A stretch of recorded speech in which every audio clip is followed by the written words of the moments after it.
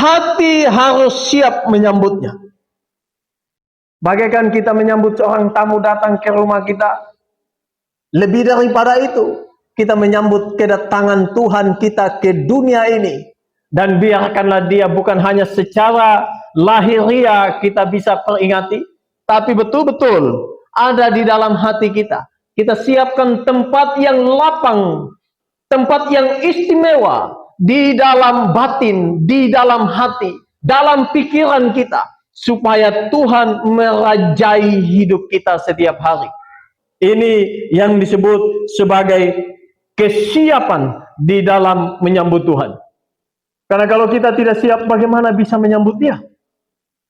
Kalau kita tidak siap, maka pasti kita akan berjalan sesuai dengan yang kita inginkan, bukan yang Tuhan inginkan.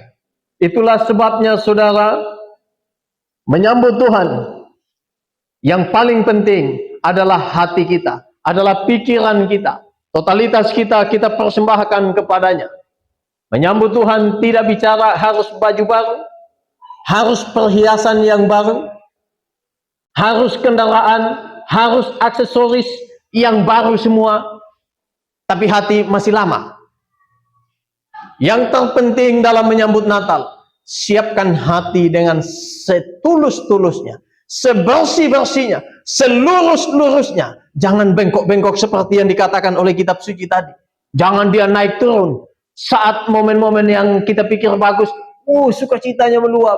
Giliran setelah itu terjun bebas, di bawah ada kekecewaan, di bawahnya ada kemarahan, kebencian, amarah, dan selainnya yang berkaitan dengan itu. Nah, inilah yang sebenarnya menjadi penghalang dari kedatangan Tuhan. Hancurkan semua penghalang itu. Biarkan Tuhan turun bukan hanya dalam peringatan, tetapi turun langsung masuk ke dalam hidup, ke dalam hati yang paling dalam. Kalau Tuhan bersinar di dalam hati kita, Tuhan merajai hidup kita, maka hidup ini akan penuh dengan makna.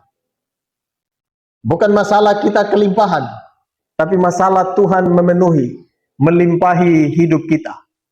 Kalau ini betul-betul dilakukan, maka kita sebenarnya sudah mendapatkan esensi Natal itu.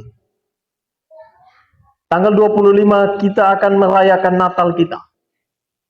Tapi untuk sampai ke situ, hari ini bahkan sebelum hari ini, dan ke depan dan seterusnya, harus selalu siap sedia.